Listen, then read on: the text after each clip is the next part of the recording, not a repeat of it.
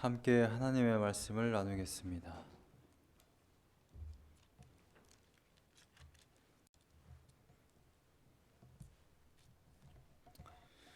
오늘 은혜 받을 하나님의 말씀은 전도서 5장입니다. 전도서 5장 1절에서 7절까지의 말씀입니다. 제가 갖고 있는 성경으로 구약성경 952페이지 전도서 5장 1절에서 7절까지의 말씀 다 찾으신 줄 알고 제가 봉독하겠습니다. 너는 하나님의 집에 들어갈 때에 내 발을 삼갈지어다. 가까이 하여 말씀을 듣는 것이 우매한 자들이 제물을 드리는 것보다 나으니 그들은 악을 행하면서도 깨닫지 못함이니라. 너는 하나님 앞에서 함부로 입을 열지 말며 급한 마음으로 말을 내지 말라. 하나님은 하늘에 계시고 너는 땅에 있음이니라. 그런즉 마땅히 말을 적게 할 것이라.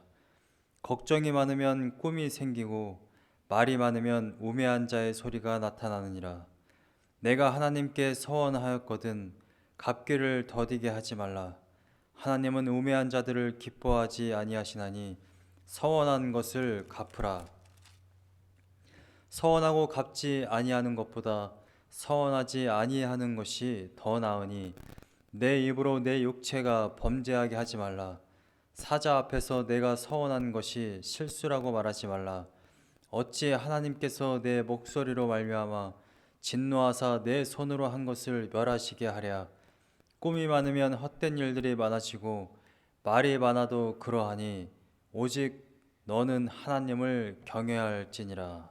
아멘.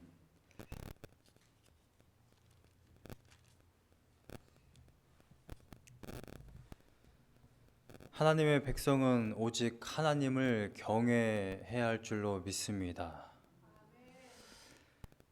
많은 그리스도인들은 세상 사람들은 잘 모르겠거니와 많은 그리스도인들은 하나님을 경외하고 하나님을 예배해야 한다는 것을 너무나도 잘 알고 있습니다.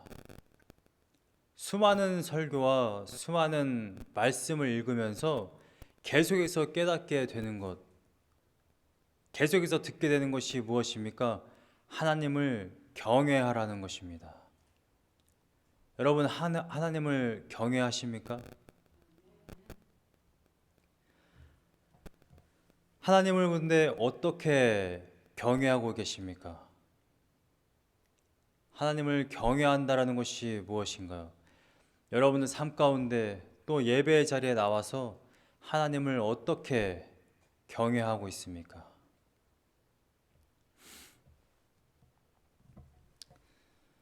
제가 이곳에 담임 목회자로 와서 사역을 시작한 지 얼마가 안 되었을 때 시니어 모임을 하는데 우리 어른분들이 성도님들이 저한테 그렇게 이야기하는 거예요. 목사님은 참 말이 없으시네요. 그 모임이 끝나고 제 아내가 저에게 이렇게 얘기했습니다. 성도님들이 아직 여보를 잘 모르네. 네, 속고 계신 거죠. 보세요. 저는 1시간이 넘게 혼자 떠들 수 있는 사람입니다. 얼마나 말이 많은지. 저는 말도 어느 때는 많고 실수도 많이 합니다. 워낙 제 아내는 장난기도 많고요. 농담을 좋아해서 가끔씩 도에 지나친 농담을 할 때면 제 아내가 저를 절제시키죠. 1절만 해 라든지 여보 제발 그런 얘기 좀 하지 마. 덕분에 조금씩 네, 교양 있게 성장해 가는 것 같습니다. 저는 어렸을 때 그렇게 배웠어요. 어른들 앞에서 말하지 마. 어른들이 말씀하시면 어린 사람은 듣는 거야. 어른이 방에 들어오시면 자리에서 일어나. 그게 어른들을 대하는 태도야. 미국에는 그런 문화가 없지만 우리 한국 문화에는 그런 것이 있습니다. 집안에 재밌게 놀고 있거나 뭐 어머니와 이렇게 맛있게 밥을 먹다가도 아버지가 들어오시면 자리에서 일어나야 하는 것이 우리나라의 법도입니다. 교회 안에서도 마찬가지죠. 청년들, 학생들이 아무리 재밌게 놀고 자기들 하는 일이 있을지라도 교회에 어른이 들어오시면 자리에서 일어나야 합니다. 요즘 그런지 잘 모르겠어요, 한국이. 미국 안에서도 마찬가지인 것 같습니다. 한인교회를 보면 식사를 하시다가도 어떤 손님이 오거나 어른이 오시면 다들 자리에서 일어나요. 목례만 간단히 한다든지 왔나 보다, 이런 문화가 아닌 것 같아요. 여러분, 저는 우리나라 말 경외라는 단어를 찾아봤어요. 공경할 경외, 두려워할 외자입니다. 공경하고 두려워하는 것을 바로 경외라고 해요. 오늘 본문을 보면 1절 말씀에 솔로몬이 이렇게 이야기합니다. 너는 하나님의 집에 들어갈 때에 내 발을 삼갈지어다. 여기서 말하는 하나님의 집은 예루살렘 성전을 이야기하는 겁니다. 백성들아, 하나님의 성전에 들어갈 때에 내 발을 삼가라. 하나님이 모세와 여호수아에게 나타나셨을 때 이런 말씀하셨어요. 내 신을 벗으라. 왜 신을 벗으라고 했죠? 너는 주인이 아니야. 내가 있는 이 땅은 지금 거룩한 땅이야. 거룩한 땅에서 죄인은 결코 주인 노릇할 수 없어. 너는 신발을 벗어야만 돼. 모세와 여호수아는 하나님 앞에서 신발을 벗었습니다. 또한 솔로몬은 이렇게 이야기해요. 하나님의 집에 들어갈 때에 내 발을 삼가라. 발을 삼가라는 것이 무슨 말이냐면 발 한 걸음을 조심하라는 겁니다. 한 걸음 한 걸음 뗄 때마다 아주 조심스럽게 움직이라는 거예요. 우리가 발 한 발을 오른쪽으로 향하느냐 왼쪽으로 향하느냐에 따라서 우리들의 방향이 정해집니다. 굉장히 중요한 문제인 거예요. 한 스텝이 굉장히 중요하다는 것이죠. 우리가 하나님을 예배할 때에, 하나님께 나아갈 때에 정말 조심스럽고 아주 겸허한 마음으로 하나님 앞에 나와야 한다는 것입니다. 구체적인 예로 오늘 본문에서 전도자는 이러한 말을 해요. 1절부터 3절까지는 함부로 입을 열지 마라. 말에 대한 이야기를 합니다. 이 내용의 의미를 보면 기도예요, 기도. 기도가 무엇입니까? 내가 원하는 소원을 하나님께 드리는 것을 기도라고 말하지 않고 우리가 우리들의 마음을 하나님 앞에 쏟아놓는 것을 기도라고 합니다. 즉 교제 가운데 이루어지는 한 행태를 기도라고 이야기하는데 기도할 때에 입을 함부로 열지 말라라고 이야기합니다. 두 번째는 4절부터 7절까지는 서원에 대한 이야기를 해요. 하나님 앞에 함부로 맹세하지 말 것을 이야기합니다.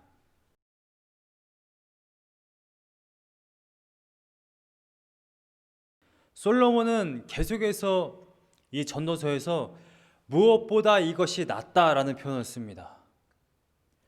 하나님 앞에 나와서 제물을 드리는 것보다 하나님의 말씀을 가까이서 듣는 것이 더 낫다라고 솔로몬은 이야기해요.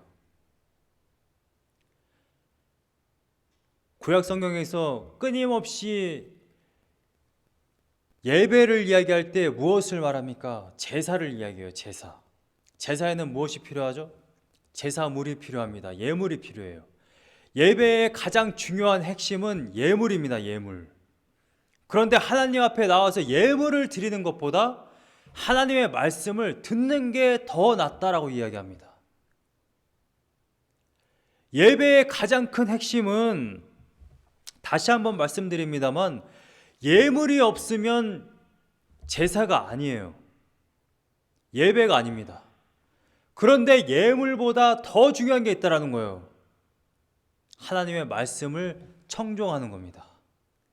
하나님의 말씀에 순종하는 거예요. 사무엘상 15장을 보면 사울의 반역이 나오죠. 하나님이 모든 어린 아이부터 소, 양 모든 것을 다 죽이라고 명했어요. 하나님이. 그런데 사울 왕은 어떻게 했습니까? 기름진 소와 양은 따로 빼놨어요. 그래서 사무엘 선지자가 가서 물어봅니다. 너 하나님께서 분명히 말씀하셨지 않느냐? 모든 것을 다 죽이라고 하지 않았느냐? 그런데 왜 이 소와 양들을 남겨놨냐? 사울이 이렇게 대답하죠. 내가 가장 좋은 것으로 하나님께 예물을 드리려고 했다. 그때 사무엘 선지자가 뭐라고 이야기합니까? 하나님이 언제 너한테 그것들 뺏어가지고 예물 드리라고 하대? 하나님이 분명히 말하지 않았냐? 다 죽이라고. 하나님의 말씀에 순종하는 게 중요한 거지 하나님 앞에 예물 드리는 게 중요한 게 아니라는 것입니다. 예수님 당시에도 같은 이야기를 반복한 제자들이 있어요. 한 여인이 향유 옥합을 깨트립니다. 평생을 모아서 산 것이 바로 향유 옥합이에요. 그걸로 시집을 간다라고 그러죠. 이스라엘 백성들은.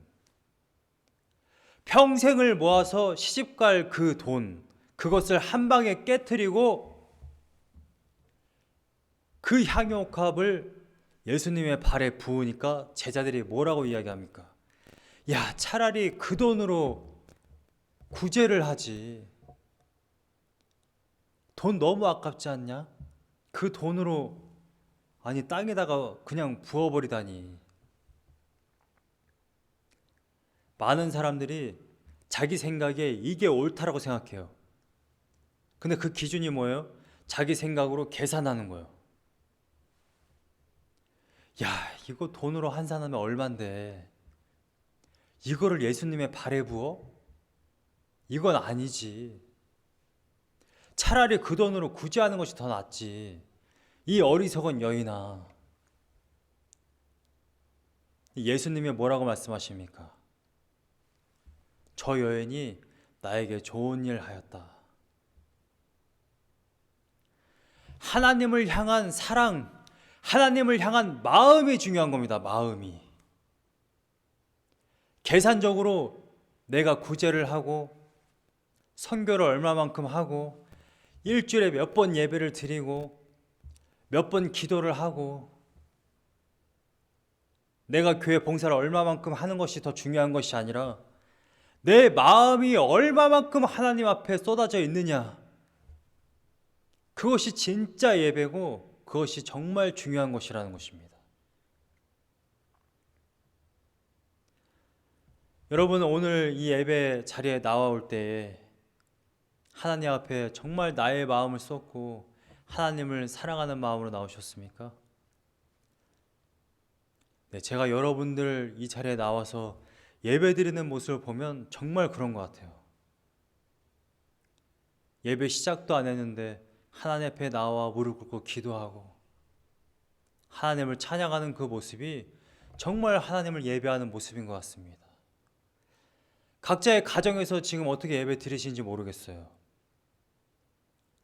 그런데 각자의 가정에서도 아마 마찬가지일 것입니다. 얼마나 집중이 안 되겠어요. 온라인, 인터넷 됐다 안 됐다 하고, 아마 뭐 가족이 많으신 분들은 뭐 자식들 왔다 갔다 하고, 시간 되면 배고프니까 밥 차릴 준비해야 될 것 같고, 모르겠습니다. 저는 집에서 예배를 드려본 적이 없기 때문에 어떠한 분위기인지는 잘 모르겠어요. 근데 제가 수요일날 교리 강좌만 해봐도 말하는 저도 힘들고 듣는 여러분들도 집중이 잘 안 되시는 것 같기는 해요. 그럼에도 불구하고 지금 이 TV나 컴퓨터 앞에 나와서 예배를 드리고 있는 그 모습, 그 마음을 하나님께서 받으실 줄로 믿습니다. 오늘 본문에 솔로몬은 두 가지 예를 들고 있다고 이야기했습니다. 그런데 본질은 같아요. 말입니다. 말. 1절 말씀에는 말씀을 듣는 것이 제물을 드리는 것보다 더 낫다라고 이야기해요. 여러분, 예배라는 것은 하나님 앞에 나와서 내가 말을 하는 것이 아니라 하나님의 말씀을 듣는 겁니다. 듣는 거. 우리가 하나님을 사랑한다면서요. 예수님을 사랑한다면서요. 요한복음 14장 15절, 나를 사랑하는 자는 나의 계명을 지키는 자니, 예수님의 말씀을 청종한다라는 것 아닙니까? 하나님을 사랑한대요. 예수님을 사랑한대. 그러면 그 사랑하는 사람의 그 목소리를 듣고 싶은 겁니다.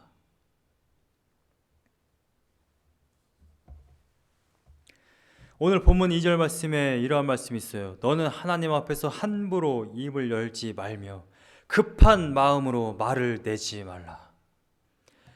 함부로, 그 다음에 급한이라는 이 표현은 의미론적으로 같습니다. 이것은 어떻게 해석할 수 있냐면 천박하고 경박하게 그지없는 말들을 하나님 앞에서 하면 안 된다라는 것입니다. 그 이유가 뭐냐?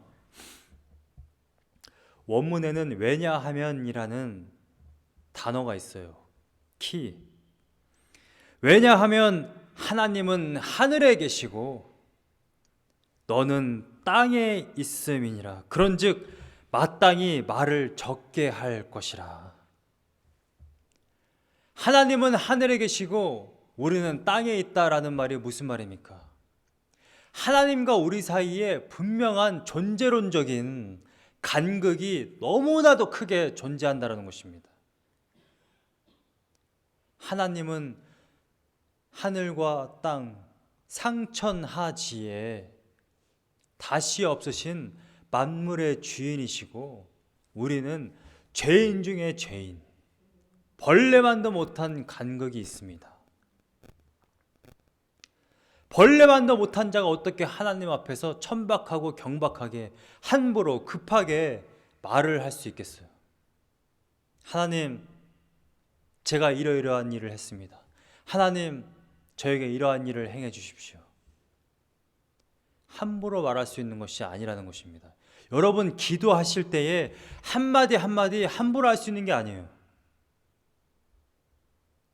나와서 습관적으로 천지 만물을 지으시고 우주 만물의 주인이신 오 전능하신 하나님, 하나님 저에게 이러한 일을 행해 주세요. 자기가 무슨 말을 하는지도 모르는, 최근에 아주 거시기한 유튜브 설교 내용들이 참 많은데 그 중에 한 어떤 목사님이 뭐 교회 이름과 목사 이름을 다 대고 싶지만 뭐 무슨 의미가 있겠습니까? 방언이 진짜 기도라고 그래요? 방언을 못하면 뭐 구원받은 것도 아니다. 방언을 해야만 진짜로 하나님과 교통하는 거다. 그냥 우리가 우리나라 말로 하는 것은 진짜 기도가 아니다. 이런 정말 뭐 같은 설교들이 정말 너무나도 많아요. 그런데 그런 설교를 몇만 명이 듣고 있다는 거예요. 조회수를 보면 정말 기가 막히고 정말 코가 막히는 그러한 일들이 있습니다. 사도 바울이 성경에서 분명하게 이야기해요. 아니, 말씀에서 분명히 이야기합니다. 방언은 하나님과 나 사이의 기도입니다. 그런데 뭐라고 이야기해요? 기왕이면 알아듣는 말로 얘기해라. 그게 못 알아듣는 방언보다 훨씬 낫다. 저도 기도하다 보면 방언 나옵니다. 근데 제가 기도를 리드할 때 방언하는 거 들어보셨어요? 여러분들이 어떻게 그 기도를 따라가겠습니까? 방언할 수 있어요. 기도를 오죽이 안 하면 방언을 주시겠어요? 기도 좀 하라고? 네, 방언 받으면 기도에 힘도 생기고 기도할 맛도 나고 있습니다. 그런데 내가 정신을 차리고 하나님 앞에 제대로 기도하는 게 훨씬 나은 거예요.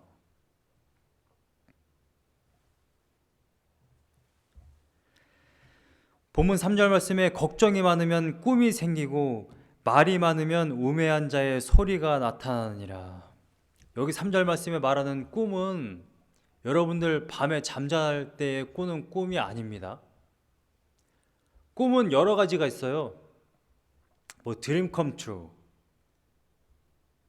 뭐 미래에 대한 꿈도 있고요. 밤에 잠잘 때에 꾸는 꿈도 있고요. 그래서 그러다가 뭐 예언적인 꿈을 꾸기도 하죠. 뭐 개꿈도 있고요. 내가 소망하는 미래에 대한 꿈도 있습니다. 여기에서 3절에서 나타나는 꿈은 망상입니다. 망상. 헛된 꿈. 헛된 꿈을 뭐 이런 거 있잖아요. 그냥 상상하는 거. 말도 안 되는 꿈. 내가 간절히 원하면 어느 날 외계인이 UFO 타고 나타나서 내가 하늘을 날 수 있지 않을까? 뭐 이런 망상. 정말 뭐 아무 생각도 없고 심심할 때 순간적으로 드는 거. 그걸 망상이라고 합니다. 망상. 상상. 걱정이 많으면 망상이 생긴다라는 거예요. 그런데 말이 많으면 우매한 자의 소리가 나타난다라고 이야기해요. 이거는 지금 비교하면서 말이 많으면 어떠한 일이 발생하는지를 이야기하는 거예요. 우리가 걱정이 많으면 망상을 합니다. 이게 무슨 말인지 잘 이해가 안 되시는 분이 계십니까? 막 빚에 시달리는 거예요. 카드빚도 있고 사채업자들이 맨날 우리를 힘들게 해요. 그러면 그런 상상을 하는 겁니다. 야, 어느 날 하늘에서 우리 집 정확하게 내 방에 1억이 그냥 딱 떨어지는 거야. 그러면 그냥 사채빚도 갚고 카드빚도 갚을 수 있겠지? 우리가 걱정이 많으면 그런 상상을 할 수 있다는 거예요. 취업 준비를 하는 백수들은 어떤 상상을 하겠어요? 어느 날 갑자기 청와대에서 막 전화가 오는 거야. 내가 당신의 능력을 꿈을 통해서 알았잖아요. 청와대로 입성하십시오. 그냥 백수한테, 고시원에서 지금 구급 공무원 준비하는 백수한테요, 어느 날 청와대에서 딱 전화가 오는 거야. 우린 그런 상상할 수 있다는 겁니다. 걱정이 많으면.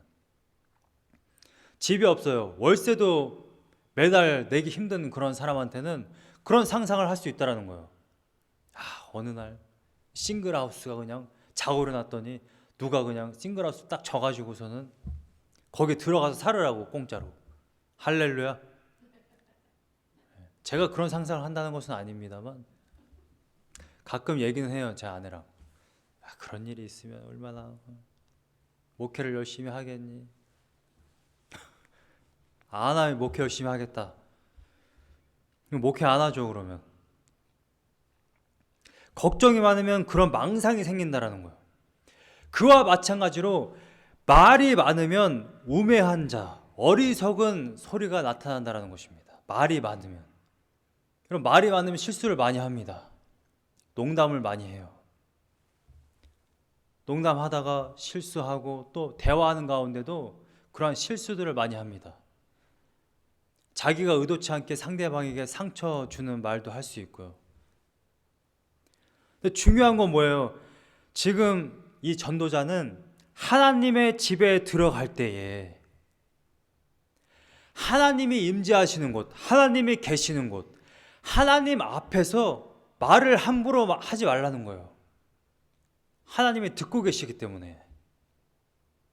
하나님 앞에서 뭐 내가 목회를 어떻게 하고, 내가 사역을 어떻게 하고, 내가 기도를 어떻게 하고, 내가 이웃들에게 어떻게 하고, 또 하나님 저에게 이렇게 해주시고 저렇게 해주시고. 마태복음 5장에서 예수님이 이렇게 말씀하시죠. 너희들은 기도할 때에 이방인들과 같이 중언부언하지 마라. 그냥 말도 안 되는 이야기, 단순한 중언부언이 아니라 산상수훈에서 제가 그때 당시에 주석에서 이런 이야기 봤어요. 이방인들, 그러니까 이방 교도들은 주문을 외운다는 거예요. 주문을. 그렇게 기도를 한다는 거예요.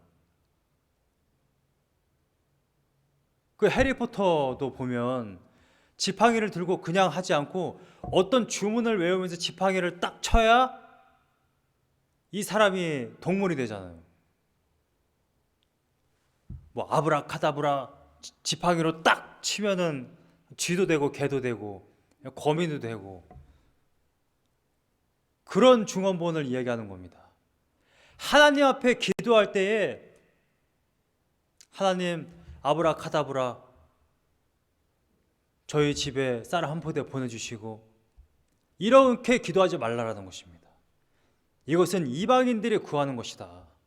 하나님은 하나님의 자녀가 있어야 할 것을 이미 알고 계신다라고 예수님이 분명히 말씀하세요. 기도는 그런 게 아니라는 것입니다.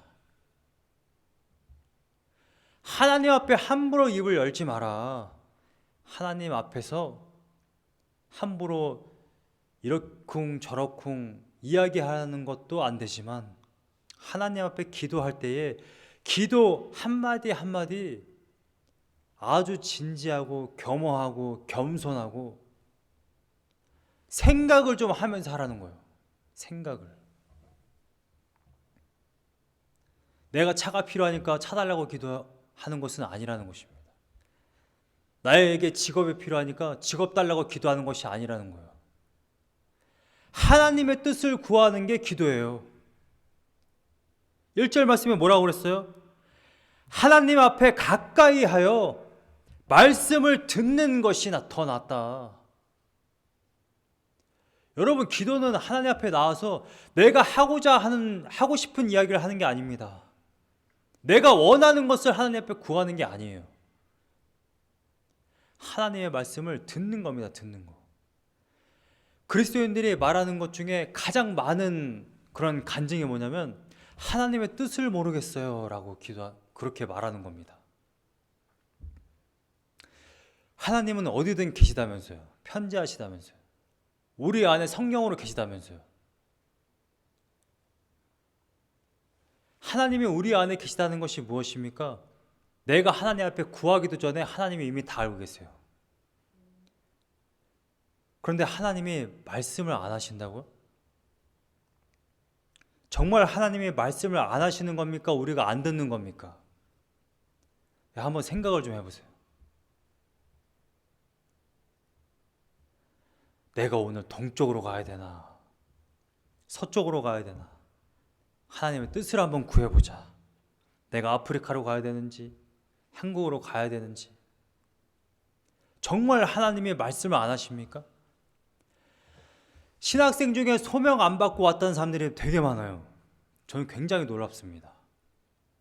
정말 하나님이 안 부르셨는데 신학교에 왔다면 그거 되게 이상한 거예요. 아니, 하나님이 안 불렀는데 왜 신학교에 옵니까? 뭔가 있으니까 왔겠지. 근데 최소한 신학교 오려면 하나님이 정말 나를 불렀는지 시험을 해봐야죠. 40일 금식을 하든 산에 들어가가지고 벼랑에서 뛰어내리든지 간에. 우리나라 그 안 좋은 표현으로 쇼부를 봐야죠. 쇼부를. 아니, 목회자 되는 게 무슨 장난하는 거예요? 하나님이 정말 날 불렀는지 안 불렀는지 확실히 알아야죠. 마찬가지라는 것입니다. 하나님이 내가 지금 저 길 가길 원하시는지, 내가 이 일을 하길 원하시는지, 교회 이전하길 원하는지 안 원하는지, 내가 구제를 하기 원하는지 안 원하는지, 내가 교회 봉사하길 원하는지 안 원하는지. 하나님 앞에 기도를 했는데 하나님의 말씀을 안 하신다고요? 아니, 하나님이 무슨 벙어리입니까? 그렇지 않다라는 것입니다. 하나님의 백성은 하나님의 말씀을 100% 들을 수 있어요. 못 듣는 건 본인들이 안 듣는 겁니다. 말씀을 가까이 해서 듣는 것이 제물을 드리는 것보다 낫습니다. 이어서 4절 말씀에 전도자가 이렇게 이야기합니다. 내가 하나님께 서원하였거든 갚기를 더디게 하지 말라. 하나님은 우매한 자들을 기뻐하지 아니하시나니 서원한 것을 갚으라. 신명기 21장 21절에서 23절 말씀을 한번 볼까요? 이런 말씀이 있습니다. 내 하나님 여호와께 서원하거든 갚기를 더디하지 말라. 내 하나님 여호와께서 반드시 그것을 내게 요구하시리니 더디면 그것이 내게 죄가 될 것이라. 22절 말씀에 내가 서원하지 아니하였으면 무죄하리라. 그러나 내 입으로 말한 것은 그대로 실행하도록 유의하라. 무릇 자원한 예물은 내 하나님 여호와께 내가 서원하여 입으로 언약한 대로 행할지니라. 여러분, 성경에 율법이 613개의 계명이 있습니다. 제가 율법을 하나하나 세어봤느냐고요?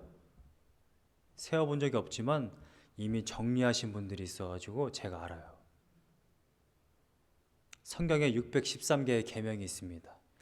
그런데 율법 그 어디에도 너 하나님 앞에 나와서 맹세해, 서원해 라는 그러한 율법 없습니다. 그건 율법으로 주어진 게 아니에요. 서원은 자기가 자발적으로 하고 있는 겁니다. 다시 한번 말씀드릴게요. 하나님은 하나님의 백성에게 너 나한테 서원해. 네가 먼저 약속에 대한 계약서를 한번 내밀어 봐. 그러면 내가 그 계약대로 한번 내가 진행해 줄게. 이렇게 말씀하신 적이 단 한 번도 없다고요. 하나님은. 그런데 사람이 먼저 하나님께 그렇게 얘기해요. 하나님이 이렇게 해주시면 제가 이렇게 할게요. 하나님 앞에 거래합니다. 거래해. 사람이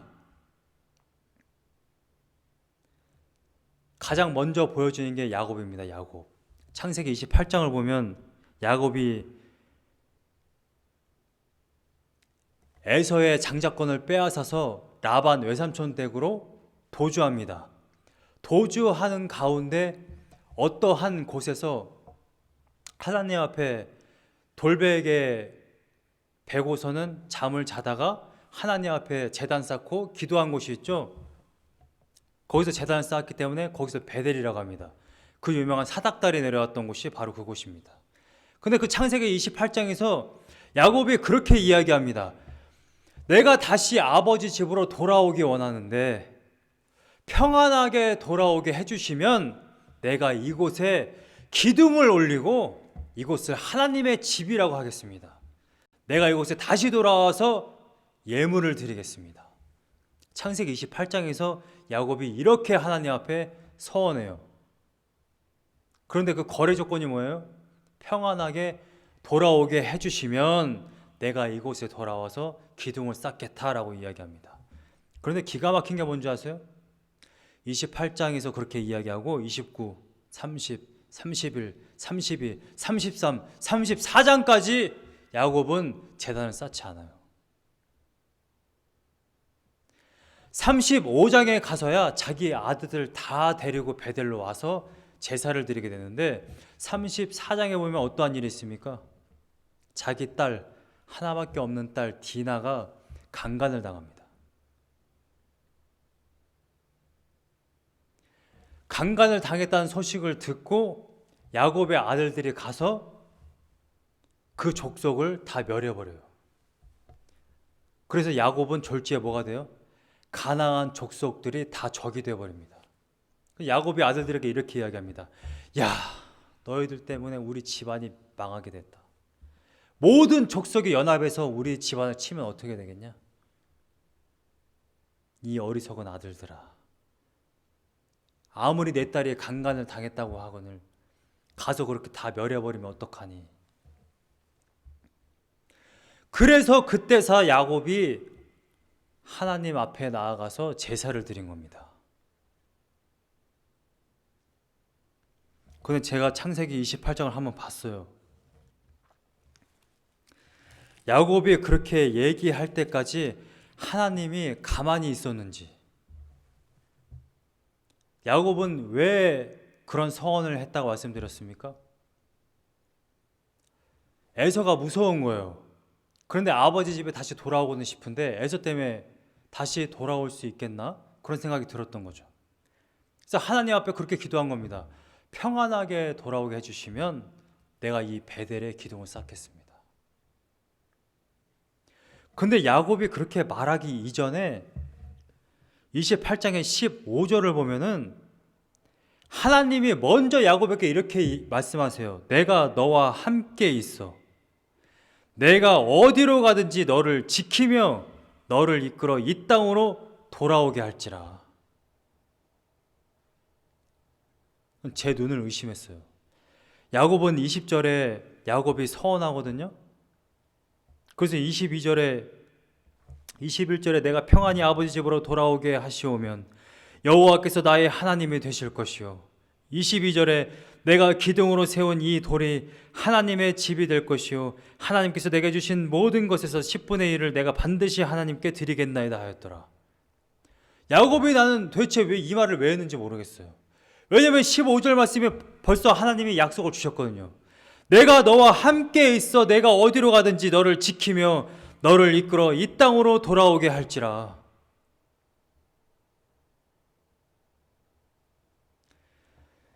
여러분 한번 생각을 해보세요. 하나님은 이미 약속을 주셨어요. 네가 어디를 가든지 나는 너와 함께 할 거다. 여기서 끝나질 않아요. 너를 지키며 너를 이끌어서 하나님이 이끌겠대요. 이 땅으로 다시 돌아오게 하겠대요. 하나님이 이끌겠대요. 다시 돌아올 수 있도록.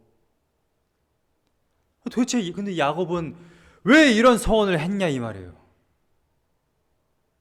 너무 이상하지 않습니까? 하나님이 이미 약속을 주셨는데.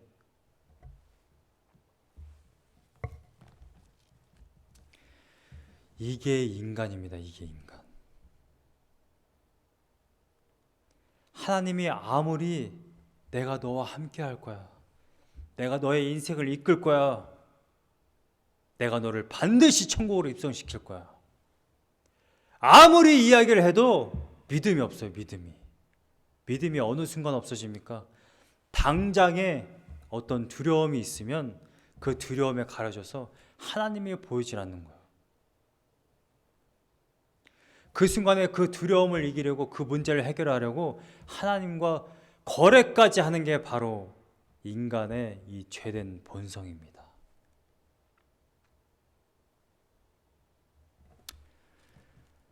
그런데 4절에 이어서 5절 말씀에 이어서 솔로몬이 이렇게 이야기하죠. 서원하고 갚지 아니하는 것보다 서원하지 아니하는 것이 더 낫다. 4절 말씀에 서원을 했으면 반드시 갚아라. 신명기 23장에 갚지 아니하면 그건 죄가 된다. 6절 말씀에 내 입으로 내 육체가 범죄하게 하지 마라. 사자 앞에서 내가 서원한 것이 실수라고 말하지 마라. 어찌 하나님께서 내 목소리로 말미암아 진노하사 내 손으로 한 것을 멸하시게 하랴. 여러분, 하나님 앞에 서원한 것은 반드시 갚아야만 합니다. 야곱이 창세기 28장에서 자신이 서원한 것을 바로 갚았다면 디나가 강간당하는 사건은 없었을 거예요. 온 집안이 멸족할 위기에 처하는 그러한 일은 없었을 것입니다. 그냥 하나님만 신뢰하고 하나님만 따라가면 되는데 본인의 입으로 서원했다가 서원을 하지 않으니까 결국 이러한 일이 발생합니다. 서원을 하지 않았기 때문에 디나가 이러한 강간을 당했다, 이렇게 쓰여져 있는 성경 구절은 존재하지 않습니다.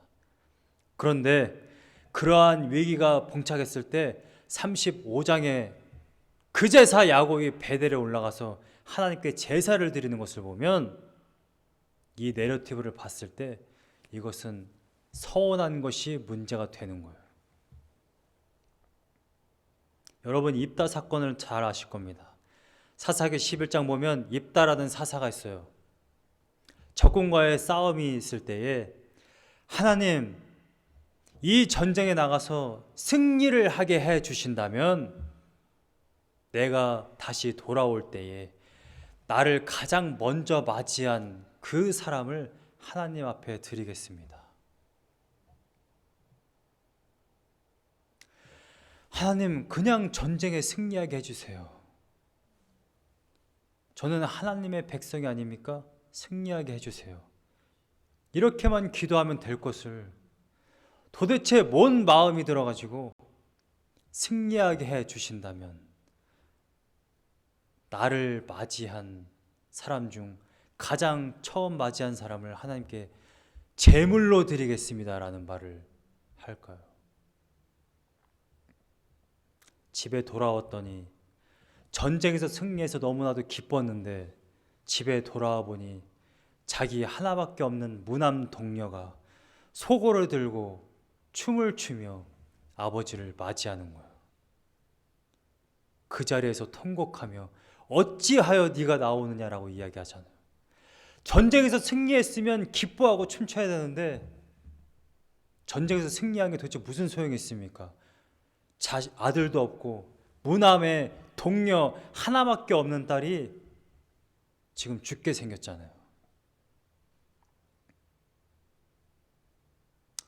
입다는 하나님의 사자인지라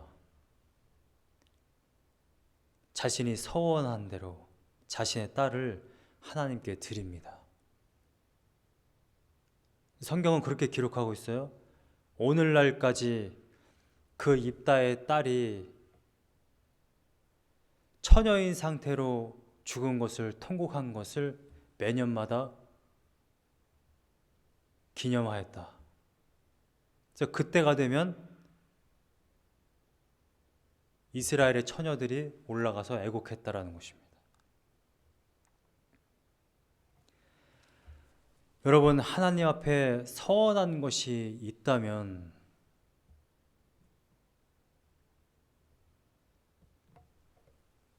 지체하지 마시고 꼭 하나님 앞에 갚으시기 바랍니다.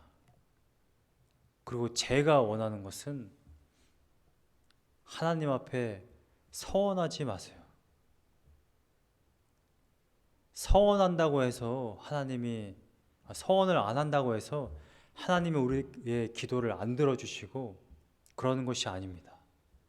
서원은 죄된 본성에서 나오는 거예요. 내가 원하는 것을 반드시 이루고자 하는 악한 마음에서 나오는 겁니다.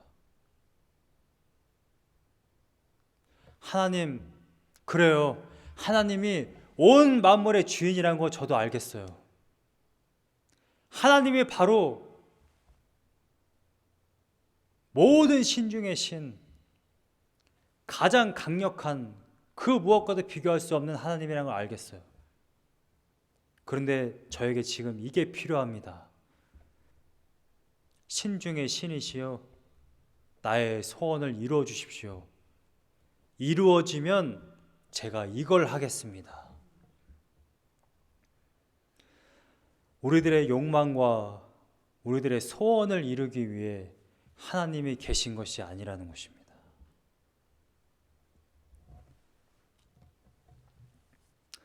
마태복음 5장 33절에서 37절에는 산상수훈에서 하나님이 분명히 이렇게 말씀하십니다.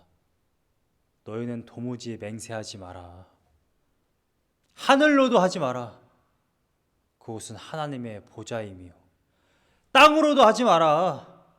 그곳은 하나님의 발등상이며 하늘로도 하지 말고 발등상인 땅으로도 하지 마라 라는 말이 무슨 말입니까? 그 어떠한 곳으로도 하지 말라는 거예요. 헛맹세를 하지 말라는 것입니다. 여러분 정말 꼭 맹세를 하고 싶거든 반드시 갚으세요. 여러분들 지금 이 시간 꼭 여러분들의 신앙생활과 여러분들의 삶을 돌아보시기를 바랍니다. 내가 혹시 부지 중에 하나님 앞에 서운한 것이 있지 아니한가? 하나님 앞에 서운한 것이 있고 맹세한 것이 있다면 오늘 바로 하나님 앞에 갚으십시오. 그것이 여러분들의 남은 인생을 행복하게 사는 비결입니다. 야고보서 3장 5절에서 6절 말씀에 보면 이런 말이 나오죠. 혀는 능히 길들일 수가 없나니 혀는 불이다. 작은 불이 얼마나 많은 것을 태우는가. 여러분, 혀는 불입니다. 불.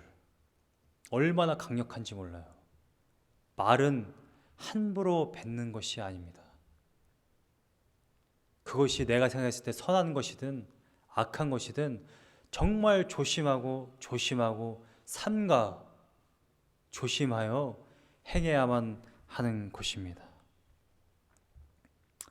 이미 3절에 나온 것을 똑같이 반복하며 솔로몬이 이렇게 이야기하죠. 7절 말씀에 꿈이 많으면 아까 말씀드린 것처럼 망상이 많으면 헛된 일들이 많아지고 말이 많아도 그러하니 말이라는 것을 표현하기 위해 꿈이라는 것을 비교하며 이야기하고 있는 것입니다. 말이 많아도 그러하니 오직 그러니까 이것만 하나님의 백성은 이것만 해라. 오직 너는 하나님을 경외할지니라. 하나님의 백성이 해야 될 것은 뭐예요? 하나님을 경외하는 겁니다. 성경에는 크게 보면 이러한 이야기들이 있죠. 하나님이 천지를 창조했다. 창조했더니 인간이 타락했다. 타락했지만 하나님이 구속했다. 구속하고 나서 우리들을 뭘 하도록 해요? 하나님의 영광을 위해 살도록 하나님의 백성들을 부르십니다. 하나님의 백성들은 뭘 하느냐? 하나님을 경외하는 것입니다. 경외. 신명기 6장 4절에서 5절 이제 가나안 땅에 들어가야 할 다음 세대들에게 모세가 이렇게 이야기합니다. 이스라엘아 들으라. 우리의 하나님 여호와는 오직 유일한 여호와이시니 너는 마음을 다하고 뜻을 다하고 힘을 다하여 내 하나님 여호와를 사랑하라. 원문에는 이스라엘아 들으라라고 되어 있지 않고 들으라가 가장 처음 쓰여져 있습니다. 들으라. 여호와는 상천하지에 한 분뿐이시다. 너는 마음을 다하고 뜻을 다하고 힘을 다하여 내 하나님 여호와를 사랑하라. 예수님이 말씀하십니다. 나를 사랑하면 나의 계명을 지키나니. 여러분, 예배 오는 발걸음 한 걸음 오실 때에 예배를 드리는 여러분들의 마음 자세가 어떠합니까? 하나님을 바라보는 여러분들의 마음이 어떠하신가요? 함부로 다가갈 수 없는 그분, 정말 내가 조심해서 다가가야 하는 그분, 나의 형식만 중요한 것이 아니라 정말 내적으로 내가 마음으로부터 정말 조심하고 주의해서 다가가야 하는 그분. 여러분 구약 성경에서는 하나님 앞에 나올 수차 없었잖아요. 지성소에 들어가면 죽습니다. 대제사장도 지성소에 들어갈 때 어떻게 했습니까? 소를 죽여야 돼요. 피를 발라야 합니다. 양도 죽여야 돼요. 세마포, 완전히 깨끗한 세마포 옷을 입고 허리에 관도 다시 해야 합니다. 그렇게 해서 들어가도 죽는 대제사장이 있어요. 하나님은 거룩하신 분입니다. 어떻게 함부로 하나님 앞에 나올 수 있겠어요?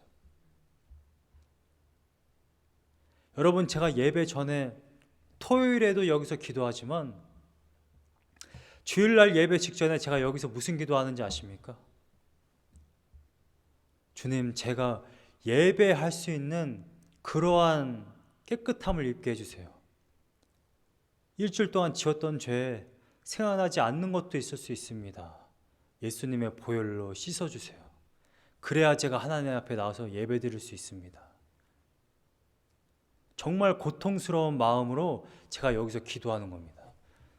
제가 여기서 설교를 위해서 기도하는 줄 아세요? 예배를 위해서 기도하는 줄 아십니까? 하나님, 제가 예배 드릴 수 있는, 내가 설교를 하기 위해 저 계단에 오를 수 있는 사람, 단 한순간이라도 그렇게 하나님 앞에 나올 수 있는 그러한 사람 되게 해주세요. 다시 예수 그리스도의 보혈로 씻어주세요. 그렇게 기도하며 나옵니다. 여러분, 토요일날 주일을 준비하는데 토요일날 주말이니까 장도 보고 즐거운 하루를 보내십니까? 아니면 다음 날이 주일이니까 예비일로서 거룩하게 주님을 맞이할 준비를 하며 보내십니까? 제가 한번 말씀드렸습니다만 제가 어렸을 때는 토요일날 항상 목욕을 했어요. 그리고 일주일 내내 입지 않던 옷을 저희 어머니가 저에게 입히십니다. 그러고서는 주일날 교회에 갈 수 있어요. 요즘에는 너무 자유하는 것 같아요. 옛날에는 너무 격식을 따졌죠. 강단에도 올라갈 수 없다. 근데 요즘에는 그런 생각 들어요. 차라리 고지식 한 게 나은 것 같다. 요즘엔 너무 자유스러워요. 예배 드릴 때 예배 드리는 자세를 보거나, 기도할 때에 기도하는 자세를 보거나, 예배를 드릴 때에 예배 드리는 자세를 보거나, 토요일 날 전혀 예배를 준비하지 않는 그런 삶을 보면 차라리 정말 근본주의, 옛날로 돌아가는 게 더 나을 수도 있겠다. 이게 정말 하나님의 자녀들이 하나님을 대하는 태도란 말인가?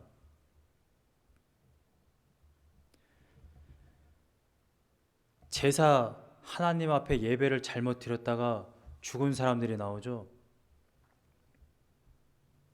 레위기 16장에 아론의 자식들 나옵니다. 나답과 아비후. 자기들 멋대로 제사 드렸다가 죽습니다. 그런데 별로 몇 세대 지나지 않아서 사무엘상 2장의 초반에도 비슷한 이야기가 나와요. 여러분들 잘 아실 겁니다. 홈니와 비느하스, 엘리 제사장의 아들들이에요. 사무엘상 2장 12절에서 17절 말씀을 보면은요, 이미 엘리는 늙었고 그 두 아들들이 제사장 노릇을 지금 하고 있다는 것을 알 수 있습니다. 그런데 이 엘리의 두 아들 홈니와 비느하스가 어떠한 짓을 했는지 아십니까? 제가 한번 읽어볼게요. 12절, 13절. 12절에 엘리의 아들들은 행실이 나빠 여호와를 알지 못하더라. 제사장인데 제사장 직분을 수행하고 있는데 여호와를 알지 못한다라고 지금 기록하고 있는 거예요. 13절에 그 제사장들이 백성에게 행하는 관습은, 지금 엘리의 두 아들들이 백성들에게 행하는 관습은 이러하니 곧 어떤 사람이 제사를 드리고 그 고기를 삶을 때에 제사장의 사환이 손에 3살 갈고리를 가지고 와서 그것으로 냄비에나 솥에나 큰 솥에나 가마에 찔러 넣어 갈고리에 걸려 나오는 것은 제사장이 자기 것으로 가지되, 지금 하나님 앞에 나와서 하나님께 제사를 드리는데 갈고리를 가지고 와서 그 제사물 중에 걸리는 거를 빼서 자기 것으로 취한다. 실로에서 그곳에 온 모든 이스라엘 사람에게 이같이 할 뿐 아니라 15절에 기름을 태우기 전에도, 제사를 드리기 전에도 제사장의 사환이 와서 제사 드리는 사람에게 이르기를 제사장에게 구워 드릴 고기를 내놔라. 그가 내게 삶은 고기를 원하지 아니하고 날것을 원하신다 하다가 이스라엘 백성이 16절에 그 사람이 이르기를 반드시 먼저 기름을 태운 후에 내 마음에 원하는 대로 가지라 하면 그가 말하기를 아니다. 지금 내게 내라. 그렇지 아니하면 내가 억지로 빼앗으리라 하였으니. 하나님 앞에 나와서 지금 하나님 앞에 드릴 예물을 가지고 왔는데 그 예물을 내놔라 지금 강탈하고 있는 거예요. 제사를 드리러 온 이스라엘 백성이 아니다 이건 하나님 거다. 하나님께 드리고 나서 남은 거 너 가져라 이렇게 얘기를 하는데 웃기지 마 내놔. 이건 제사장 거야. 지금 이렇게 이야기하는 겁니다. 하나님 거를 빼앗는 거예요. 자기 걸로. 17절에 이 소년들의 죄가 여호와 앞에 심히 크면 그들이 여호와의 제사를 멸시함이었더라. 멸시라는 게 무슨 말이에요? 조롱하고 비아냥하고 아무것도 아닌 걸로 취급하고 똥처럼 취급했다라는 이야기입니다. 하나님 앞에 드리는 제사, 하나님께 드리는 예배를 완전히 똥 취급했다라는 거예요. 누가? 지금 제사장 직분을 행하는 이 두 사람이 홈리와 비느하스가요. 이스라엘 백성들이 하나님께 드리는 제사를 관할하는 자가 하나님께 드리는 이 제사를 멸시했다라는 것입니다. 이게 얼마나 충격적인 사건인지 몰라요. 그 결과 홈리와 비느하스는 블레셋 군대가 왔을 때에 죽임을 당했고 언약궤 빼앗겼고요. 언약궤 빼앗겼다는 소식을 듣고 엘리 제사장은 목이 부러져서 죽습니다. 엘리 제사장은 굉장히 죄가 커요. 자기 두 아들이 하나님께 수정되는 그 제사 드리는 곳에 있는 여자들이랑 동침했고요. 바로 나옵니다. 22절에. 하나님께 드리는 제사물들을 빼앗았어요. 이걸 엘리가 몰랐느냐? 알았어요. 알았는데 말로만 한번 충고하고 말았어요. 죽였어야죠. 자기 손으로. 하나님께 제사를 이렇게 드리는데. 이게 지금 어떤 행위인지 아시겠습니까? 그냥 이미지화 해본다면 이런 거예요. 제가 이 말씀을 볼 때에 그런 생각이 들었어요. 생각이 오해하시면 안 됩니다. 성도님들이 헌금함에 헌금을 했어요. 그 헌금함에 목사가 헌금함에 손을 넣고 자기 손에 잡히는 만큼 빼가지고 제 주머니에 딱 넣는 거예요. 지금 홈리와 비느하스가 이 일을 했다라는 겁니다. 여러분 제가 한번 이야기했을 거예요. 한국에 있을 때 교회마다 뭐 봄이나 가을에 야외 예배를 가지 않습니까? 야외 예배를 갈 때 밖에서 고기 꺼 먹잖아요. 고기 꺼 먹고 나면은 불이 아직 남아 있거든요. 근데 그 불이 남아 있는 상태에 있을 때에 그때 그 재정부에 일하시던 분들이 그 헌금 봉투를 그러니까 1년치 헌금함에 막 이렇게 감사한 제목도 쓰시고 막 하잖아요. 성도님들이. 그거를 그냥 쓰레기통에 버리지 않고 이 헌금함을 모아가지고 와가지고 그때 태워서 버려요. 불에다가. 헌금 봉투도. 그런데 지금 엘리의 두 아들들은 하나님께 드린 예물을 자기 걸로 취했다고요. 그리고 드리기 전에도 내 거 내놔 하고서는 빼앗았다라는 것입니다. 제가 이 헌금함 이런 뜻 이게 왜 생각나냐면 제가 실제로 내가 혹시 그랬나? 혹시 어렸을 때 내가 목사 아들로서 헌금함에다가 손을 넣어가지고 500원이라도 뺐던 거 아니야? 그런 생각이 들었어요. 근데 그런 기억은 없습니다만 제가 그 생각을 왜 했냐면 내가 어렸을 때 아마 그런 생각을 했던 것 같아요. 헌금함에 한번 손을 넣어볼까? 쏠쏠하겠는데? 장난감 몇 개 살 수 있겠는데? 그런 생각을 아마 하지 않았을까? 그러니까 그런 생각이 들지 않았을까요? 얼마나 무서운 이야기인지 모릅니다. 하나님의 것을 빼앗았다라는 거. 우리가 제사를 하나님께 드리는 예배를 멸시하면 홈리와 비나스처럼 나답과 아비후처럼 그냥 자기 멋대로 너무나도 쉽게 너무나도 가벼운 마음으로 하나님을 대할 수 있다는 것입니다.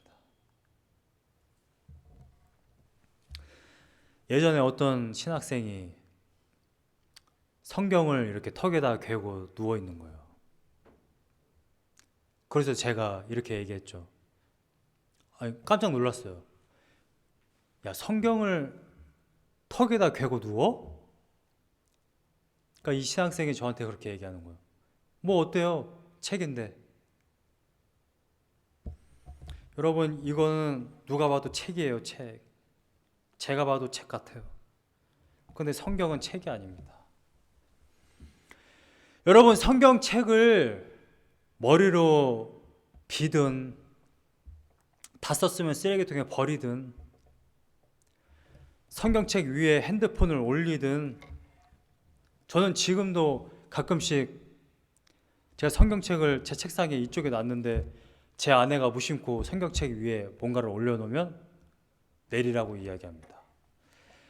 근데 성경책에 이렇게 하든 저렇게 하든 그게 중요한 것이 아니라 내가 이것을 하나님의 말씀으로 받아들이고 있다라는 그 태도가 중요하다라는 거예요. 지금까지도 강대상에 안 올라오는 성도들은 왜 안 올라올까요? 정말 강대상이 얼마나 거룩하고 여기만 하나님이 임재하는 것도 아닌데 그렇게 하시는 이유가 중요하다는 거예요. 그분들의 마음이 그렇다라는 것입니다. 여러분, 하나님의 성전에 들어올 때에 내 발을 삼가라. 하나님의 성전에 들어와서 자기들끼리 마음에 안 든다고 정치적으로 싸우고 자기들 할 말하고 서로 교제하다가 가고, 그럴 거면 밖에서 계모임하고 동호회하고 하는 것과 무엇이 다르겠냐는 거예요. 교회는 그런 곳이 아닙니다. 본질이 예배하는 곳입니다. 예배하는 곳. 왜 예배하는 곳이냐? 하나님이 임재하는 곳이기 때문에 그래요. 물론 여러분들 가정에도 임재합니다. 여러분들 있는 곳 어디다 하나님 동행하세요. 그런데 성전은 완전히 다른 곳입니다. 여러분, 이제는 성령 시대에 성령을 받아 우리가 어디에 있든지 하나님 앞에 있습니다. 우리가 너무나도 많이 들었던 코람데오, 하나님 앞에서 하나님을 대하는 우리의 태도가 어떠한지가 정말 중요하다는 거예요. 형식적으로 예물을 드리고 형식적으로 선교하고 형식적으로 종교 행위를 하는 것이 그것도 중요해요, 당연히. 그러나 더 중요한 건 내적으로 정말 하나님을 사랑하고 하나님을 정말 공경하는 마음으로 경외하고 조심스럽게 주의하고, 항상 하나님은 우리 친구가 아닙니다. 정말 경외하는 마음으로 우리가 어렸을 때 배웠듯이 우더른이 오시면 자리에서 일어나고 우더른이 말씀하시면 경청을 하듯이 하나님의 말씀을 경청하고 들어야 하는 것이지, 함부로 대하고 함부로 말하고 함부로 하나님을 대하는 것이 신앙인의 자세가 아니라는 것입니다. 5장 1절부터 7절 말씀은 사장과 떨어져 있는 말씀이 아니에요. 사장은 똑같이 예배에 대한 것입니다. 자기 중심적인 것, 나를 예배하는 것이냐, 아니면 오늘 본문 말씀처럼 하나님을 예배하는 것이냐.